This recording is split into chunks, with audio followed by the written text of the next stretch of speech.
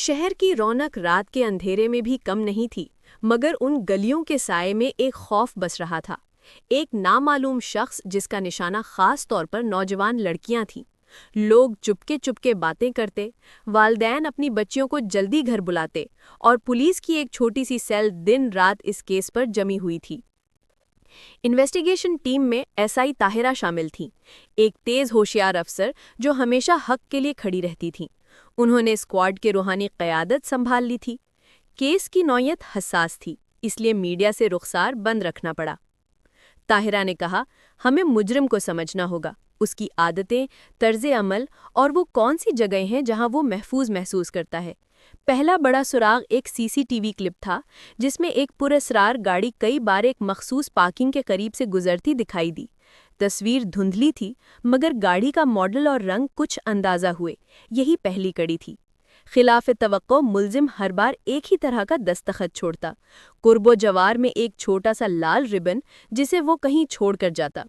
اس ribbon کی موجودگی نے علاقے والوں میں خوف کے ساتھ ایک تجسس بھی پیدا کر دیا۔ یہ ربن کیوں اور اسے لگانے والا کون تھا؟ طاہرہ نے علاقے میں چھاپا مارا۔ انہوں نے گواہوں کے بیانات لیے۔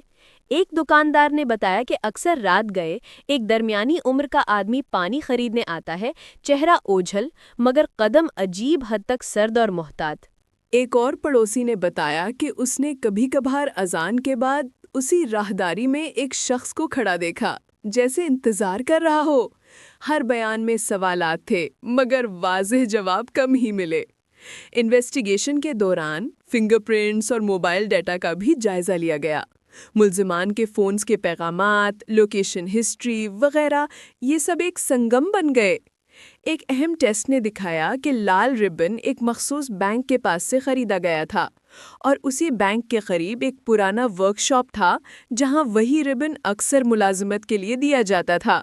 طاہرہ نے کہا، یہ سراغ ہمیں کسی ایسے بندے تک لے جائے گا جو شہر کے معمولی لوگوں میں سے ہے، شاید کوئی جس پر کسی نے شک نہیں کیا۔ ایک رات جب بارش ہلکی تھی اور سڑکوں پر روشنی دھوپ کی طرح ناہموار، ٹیم نے ایک چھاپا مارا۔ اس مقام پر وہ ورک شاپ تھا، دروازہ نیم کھلا، ایک کم روشنی لیمپ جل رہا تھا۔ اندر ایک آدمی ٹولز کے پاس کھڑا تھا، چہرہ اداس، ہاتھوں میں مٹی اور ربن کے ٹکڑے۔ اس کی بے چینی نے پہلی نظر میں شک کو جنم دیا، مگر پوچھ گچھ میں سچائی دوسری شکل میں سامنے آئی۔ وہ آدمی کسی طالب علم کے والد تھا، روزانہ سخت کام کرتا اور اس ربن کو اپنی بیٹی کے اسکول کی تقریب کے لیے رکھا تھا۔ بالکل وہی ربن جو اس نے بیچنے کے بعد واپس خریدنے کے لیے چھوڑا۔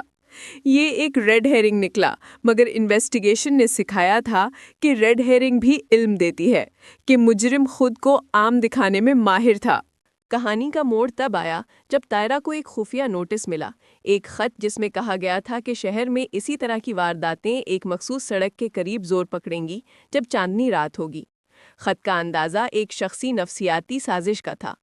طاہرہ میں فوراً اس رات وہاں ٹیم تعینات کی۔ اس نے اپنے اندر خوشگوار صبر رکھی، مگر اس کے اندر ایک آگ سی جل رہی تھی۔ وہ ہر قیمت پر انصاف دلوانا چاہتی تھی۔ چاندنی رات تھی، ہوا میں نمی تھی اور شہر خاموش تھا۔ طاہرہ اور اس کے ساتھی چھپکا کھڑے تھے۔ گھنٹے گھنٹے گزر گئے، تب ایک سایہ نمودار ہوا، وہ شخص جو تاحال نامعلوم تھا۔ اس کا قدم ناپ تول کر اٹھ رہا تھا، ہاتھ میں ایک چھوٹا سا بیگ تھا، اور اس کی آنکھوں میں ایک ایسی خاموشی تھی جو خوفناک تھی۔ طاہرہ نے ٹیکنیکل ٹیم کو اشارہ دیا۔ جب انہوں نے اسے گھیر لیا تو ملزم نے مزاحمت کی، مگر پولیس کی مشترکہ محنت نے اسے قابو کر لیا۔ گرفتاری کے بعد انٹروگیشن میں سچ سامنے آیا۔ ملزم کا نام آصف تھا، عام زندگی میں ایک فری لانس ڈرائیور، مقامی کمیونٹی میں شائستہ، مگر اندر سے ایک ایسے غم سے بھرا ہوا تھا جس نے اسے نفرت کے گڑھے میں دھکیل دیا تھا۔ اس کا ڈرائیو ریکارڈ، خریداری کے روٹس اور موبائل ڈاٹا بھی اسی رات کی عکاسی کر رہے تھے جب وہ ایک مخصوص مقام پر موجود تھا۔ مگر جو چیز سب سے زیادہ بولی وہ اس کی کنجی تھی، لال ربن۔ اس نے اقرار کیا کہ وہ ربن ایک طرح کا دستخط تھا۔ اس کا مطلب یہ نہیں تھا کہ وہ ہر واقعے میں جسمانی نقصان پہنچاتا تھا، مگر اس کے طرز عمل نے کئی لڑکیوں کی زندگیوں میں خوف و اضطراب ڈال دیا۔ کیس علمی سماعت میں مضبوط شواہد پیش کیے گئے۔ ڈیجیٹل ٹریکنگ، سی سی ٹی وی، گواہوں کے بیانات اور آصف کا اعتراف۔ عدالت نے شواہد کو مد نظر رکھتے ہوئے فیصلہ سنایا۔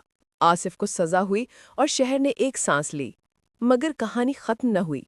وہ لڑکیاں جنہیں خوف نے چھین لیا تھا انہیں دوبارہ اعتماد دلانے کا سفر شروع ہوا۔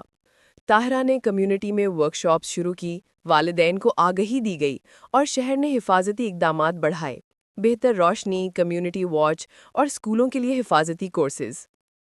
آخری منظر میں طاہرہ ایک چھوٹی پارک بینچ پر بیٹھی تھی، ہوا میں بھیگے پتے سرسرائے، اور وہ سوچ رہی تھی کہ عدالتی سزا کے بعد بھی انصاف کی اصل محنت تبھی ہوتی ہے جب معاشرہ متاثرین کو سہارا دے۔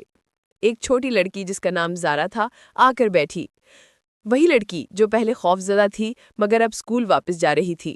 اس کے ہاتھ میں ایک لال ربن تھا، مگر یہ ربن ایک علامت تھی، تبدیلی کی علامت۔ اسکول نے ہر طالبہ کو یہ ربن دیا تھا تاکہ وہ یاد رکھیں کہ طاقت اور حمایت ان کے ساتھ ہے۔ طاہرہ نے مسکرا کر ربن پکڑا اور کہا، ہم نے سائے کو چیلنج کیا اور ہم نے روشنی جیتنے دی۔ کہانی ختم نہیں ہوتی، یہ ایک سفر تھا، خوف کا مقابلہ، انصاف کی محنت اور ایک کمیونٹی کا دوبارہ خود کو کھڑا کرنا۔